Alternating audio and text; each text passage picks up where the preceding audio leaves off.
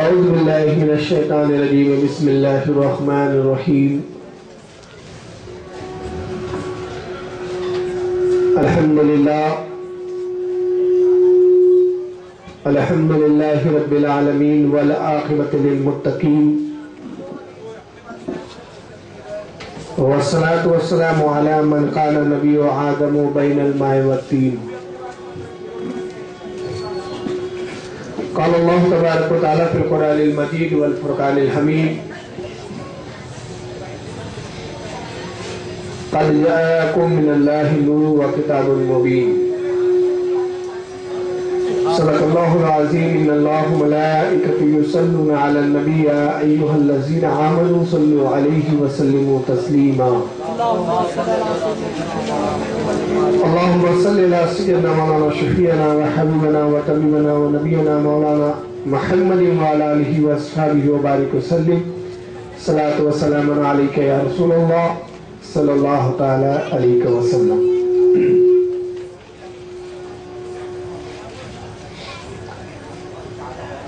مسلسل کئی ہفتوں سے نبی پاک صلی اللہ تعالی علیہ وسلم کے نور ہونے کے تعلق سے ہمارا بیان جاری و ساری ہے. چنانچہ اب تک 9 ہفتوں سے اس پر کافی گفتگو ہوئی کہ اہل سنت والجماعت نبی پاک صلی اللہ علیہ وسلم کو جو نور مانتے ہیں، حضور کے نور ہونے کی دلیلیں، حضور کے نور ہونے کا بیان احادیث کی کن کن کتابوں میں ہے، قرآن کریم کی کن کن آیتوں میں ذکر آیا ہے. 9 ہفتوں میں آپ نے بہت ساری کتابوں کے حوالات یہاں پر حوالہ جات سنے، بہت ساری کتابوں کو آپ نے دیکھا. چنانچہ آج سے جو ہمارا بیان شروع ہوگا اور جو تقریباً کئی ہفتوں تک جاری ہوگا، تو ان بیانات میں ہم دیکھیں گے کہ نبی پاک صلی اللہ علیہ وسلم کے نور ہونے پر جو ہمارا عقیدہ ہے، جس پر اہل سنت والجماعت قائم ہے، اس کے تعلق سے دوسری جماعتوں کے کیا اعتراضات ہیں، وہ دلائل جو جن دلیلوں کی بنا پر ہم اللہ کے نبی صلی اللہ علیہ وسلم کو نور مانتے ہیں، ان دلیلوں کے تعلق سے وہ لوگ کیا کہتے ہیں اور کیا اعتراضات کرتے ہیں.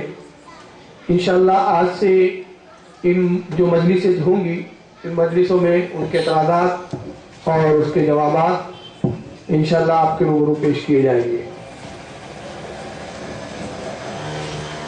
اب تک آپ سن چکے ہیں کہ نبی پاک صلی اللہ علیہ وسلم نور ہے حقیقتاً، اور مجازاً آپ بشر ہیں. اس کے تعلق سے بہت سی حدیثیں آپ نے سنی. ان حدیثوں میں یہ بھی بات آئی تھی کہ نبی پاک صلی اللہ علیہ وسلم نور ہے، اس لیے آپ کا سایہ بھی نہیں ہے. اور جن علماء نے یہ بیان کیا کہ نبی پاک صلی اللہ علیہ وسلم کا سایہ نہیں ہے، ان کی ایک لمبی فہرست ہے، اور وہ کہتے ہیں کہ سایہ اس لیے نہیں ہے کہ اللہ کے نبی نور تھے. چنانچہ سیرت حلبیہ اس کتاب کے اندر حضرت سیدنا امام علی بن برہان الدین حلوی رحمۃ اللہ تعالی علیہ اپنی سیرت حلبیہ کی جلد 3 صفحہ نمبر 332 پر فرماتے ہیں، حضرت عبداللہ ابن عمر رضی اللہ تعالیٰ عنہ جو جلیل القدر صحابی ہے، حضرت عمر کے صاحبزادے ہیں اور حدیث کے بہت زیادہ روایت کرنے والوں میں آپ کا شمار ہوتا ہے. حضرت عبداللہ ابن عمر کہتے ہیں کہ ایک مرتبہ میں جا رہا تھا مدینے میں، سورج اپنی تمازت کے ساتھ روشن تھا، تو میں نے دیکھا کہ مجھے محسوس ہوا کہ کوئی شخص میرے پیچھے چل رہا ہے.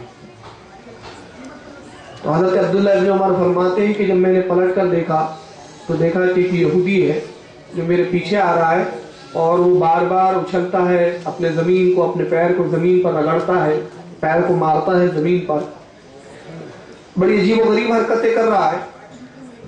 تو حضرت عبداللہ ابن عمر فرماتے ہیں کہ میں نے اس شخص سے پوچھا، اس یہودی سے پوچھا کہ اے یہودی، اے شخص تو یہ کیا عجیب و غریب حرکت کر رہا ہے میرے پیچھے پیچھے؟ जैसे जैसे मैं चलता हूँ तू भी चलता है और अपने पैरों को जमीन पे रगड़ता है, मारता है, ये क्या मामला है? तो उसने कहा अब्दुल्ला, मामला ये है कि हम लोग मुसलमानों से सख्त नफरत करते हैं। यही वजह है कि हम तुम्हें चाहते हैं कि खत्म कर दे, मगर अल्लाह ने तुम्हें वो ताकत और कुव्वत दी कि तुम पर हमारा बस नहीं चलता। तो अब बस नहीं चलता तो हम अपने दिल को इसी से तस्कीन देते हैं कि तुम्हारे साये को हम अपने पैरों से कुचलते हैं। अब्दुल्लाह इब्न उमर फरमाते हैं कि जब उस शख्स ने कहा तो मैंने फौरन कहा कि शख्स, इसीलिए अल्लाह ताला ने अपने नबी का साया ही नहीं रखा है कि कोई बद एतकादी के साथ, बददयानती के साथ, नफरत के साथ ये भी ना कर सके जिस्म पे तो बस नहीं चलता। तो ये कुफार और मुशरिकीन वो थे कि जो तस्कीन के लिए कुछ भी उठपड़ांग हरकत करते थे। हालांकि साये से अब्दुल्लाह इब्न उमर को कोई तकलीफ, कोई नुकसान नहीं, जो साये को कुचल रहा है, मगर उसकी जहानत देखिए, उसकी जहनियत देखिए आप, और उसकी गंदी जहनियत यहाँ पर काम कर रही है कि वो समझ रहा है कि चलो जिस्म पे अगर हमारा बस नहीं है तो क्या हुआ, अगर हमने साये को भी पैरों तले कुचला तो गोया माज़अल्लाह उसके नजदीक हमने मतलब इनकी तौहीन करने का हक अदा कर दिया, या तौहीन करने में हम कामयाब हो गए। तो चुनांचे अल्लाह ताला ने अपने महबूब का साया नहीं रखा कि कोई इतनी भी जुर्रत ना करे कि साये को ही वो पैरों से रोंदे और समझे कि मैंने रसूलुल्लाह की माज़अल्लाह जिल्लत कर ली या उनकी तौहीन की।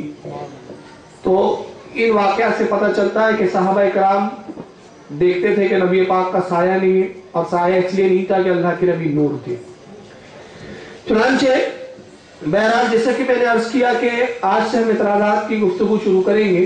चुनांचे आज मैं सबसे पहले जो इतराज़ पेश करूंगा, जो खुसूसन अहले हदीस हज़रात की तरफ से पेश किया जाता है, अलबत्ता उलमाए देवबंद ये इतराज़ नहीं करते, लेकिन अहले हदीस हज़रात करते हैं, और उन्होंने अपनी किताबों में ये इतराज़ को बयान किया, और उस आयत पे खुसूसन इतराज़ किया कि जो आयत नबी पाक सल्लल्लाहु अलैहि वसल्लम के नूर होने पर सराहतन दलालत करती है, या दूसरे लफ्जों में जिस आयत को हम सबसे पहले पेश करते हैं कि नबी के नूर होने पर यह आयत दलालत करती है और नबी के नूर होने का ये सबूत है, बय्यन सबूत है, उसी आयत पर जो उन्होंने अपने फ़हम इदराक और अपने गुमान में जो इतराज़ किए, मैं उस इतराज़ को पेश करूंगा पहले, और आज की मजलिस उसी एतराज़ के जवाब में इंशाअल्लाह होंगी। फिर आइंदा की मजाली से दूसरे एतराज़ात पर बयान की जाएंगी और उनके जवाब दिए जाएंगे।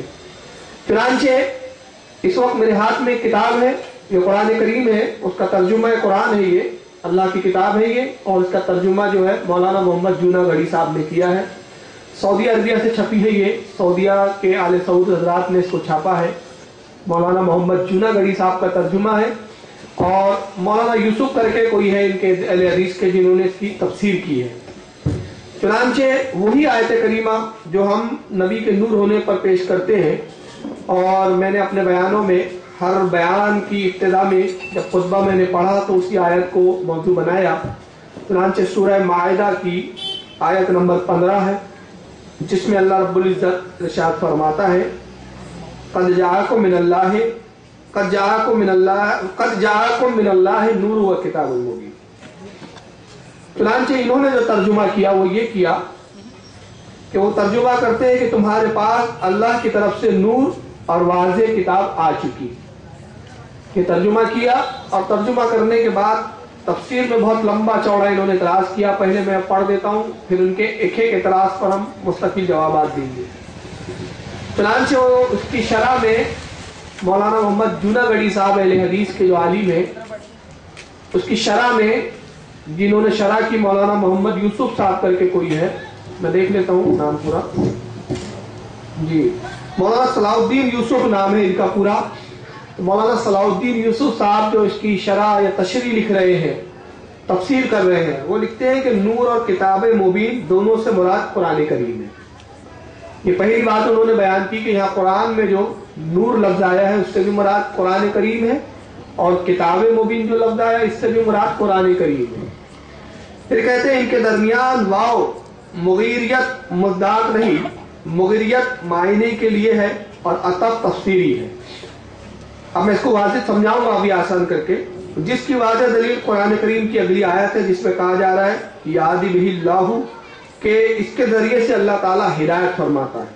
अगर नूर और किताब ये दो अलग अलग चीजें होती तो अल्फाज यादी बेहमल्ला होते, یعنی اللہ تعالیٰ ان دونوں کے ذریعے سے ہدایت فرماتا ہے۔ قرآن کریم کی اس نص سے واضح ہو گیا کہ نور اور کتاب مبین دونوں سے مراد ایک ہی چیز یعنی قرآن کریم ہے۔ یہ نہیں کہ نور سے حضرت صلی اللہ علیہ وسلم اور کتاب سے قرآن مجید مراد ہے، جیسا کہ اہل بدعت باور کراتے ہیں، جنہوں نے نبی کریم کی بابت نور من نور اللہ کا عقیدہ گڑھ رکھا ہے اور آپ کی بشریت کا انکار کرتے ہیں۔ اسی طرح اس خانہ ساز عقیدے کے اس بات کے لیے ایک حدیث بھی بیان کرتے ہیں کہ اللہ نے سب سے پہلے نبی کا نور پیدا کیا اور پھر اس نور سے ساری کائنات پیدا کی۔ حالانکہ یہ حدیث کے کسی بھی مستند مجموعے میں موجود نہیں ہے۔ علاوہ ازیں یہ اس صحیح حدیث کے بھی خلاف ہے جس میں نبی صلی اللہ علیہ وسلم نے فرمایا کہ سب سے پہلے قلم پیدا فرمایا۔ اِنَّ أَوَّلَ مَا خَلَقَ اللَّهُ الْقَلَمَ، یہ روایت ترمذی اور ابو داؤد میں ہے۔ محدث البانی لکھتے ہیں فالحدیث صحیح بلا ریب وهو من الدلالات الظاہرۃ علی بطلان الحدیث المشہور اول ما خلق اللہ نور نبی کا یا جابر، تعلیقات المشکات جلد 1 صفحہ 34۔ مشہور حدیث جابر کہ اللہ نے سب سے پہلے تیرے نبی کا نور پیدا کیا باطل ہے۔ یہ میں نے پورا اعتراض ان کا پڑھ لیا۔ اب آئیے ایک ایک اعتراض کا جائزہ لیں۔ انہوں نے اس آیت کو لے کے بہت سارے اعتراضات جمع کیے اور جتنی اپنے دل کی بھڑاس نکال سکتے تھے یا پوری کوشش کی تو پوری بھڑاس نکال دے، اور نبی کی یہ فضیلت کہ نبی پاک صلی اللہ علیہ وسلم نور ہے ان سے برداشت نہیں ہوئی، چنانچہ اس کے لیے انہوں نے پورا زور لگایا۔ مگر آپ کو میں ایک بات بتاتا چلوں کہ انہوں نے جتنا زور بیانی سے کام لیا اس کے لیے انہوں نے ایک بھی دلیل نہیں دی، سب اپنے عقل کے گھوڑے دوڑائے کہ یہاں پر عطف ہے، تفسیری ہے، وہ مغیرات ہے، مغیرات نہیں ہے۔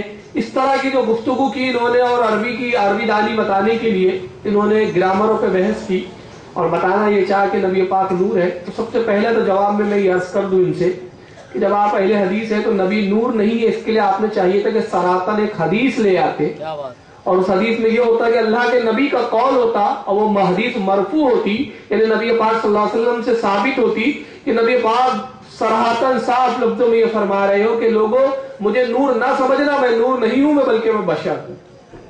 تو اہل حدیث ہونے کی سبب وجہ سے تو ان کو سب سے پہلے حدیث لانا چاہیے تھا، مگر انہوں نے حدیث نہیں لائی بلکہ قیاس کے گھوڑے دوڑائے اور انہوں نے عربی گرامروں پہ بات کرنے کی کوشش کی، حالانکہ اس میں بھی یہ بہت جگہ ٹھوکر کھائے ہیں، اس کا میں جواب دوں گا۔ تو آئیے ان کی ایک ایک چیز کو پہلے لیتے ہیں۔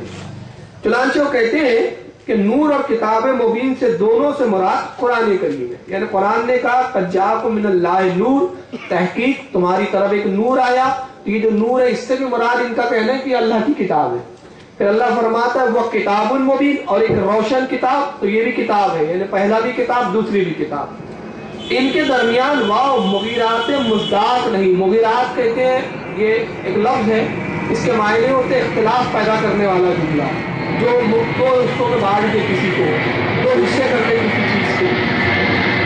تو یہ کہتے ہیں کہ مغیرات مصداق نہیں، مطلب یہ جو واو لفظ آیا وہ مبین، وہ کتاب المبین، نور اور کتاب، اس کے درمیان میں جو لفظ واو آیا ہے یہ الگ الگ کرنے کے لیے نہیں آیا ہے، بلکہ کیا کہتے ہیں معنی کے لیے، یہ عطف تفسیری ہے، یہ سمجھانے کے لیے یہ دوری واو کی آئی ہے، ورنہ حقیقت تو یہ ہے کہ واو جو ہے وہ دونوں جوڑنے کے لیے آیا ہے، مطلب ایک ہی بات کو جوڑ کے بتا رہا ہے واو، یہ ان کا کہنا ہے۔ تو سب سے پہلے تو میں یہ دیکھوں کہ میں نے کہا کہ انہوں نے قیاس کیا اور تفصیل بالرائے کی انہوں نے، اور حدیث پاک میں اللہ کے نبی ارشاد فرماتے ہیں کہ تفسیر بالرائے جو ہے وہ انسان کو کفر کی طرف لے جاتی ہے۔ کیونکہ قرآن عظیم کو سمجھنے کے لیے دو چیزوں کی ضرورت پڑتی ہے۔ پہلی چیز کہ قرآن کی تفسیر خود قرآن عظیم بیان کرتا ہے، پہلی چیز، ایک آیت دوسری آیت کی تفسیر کرتا ہے۔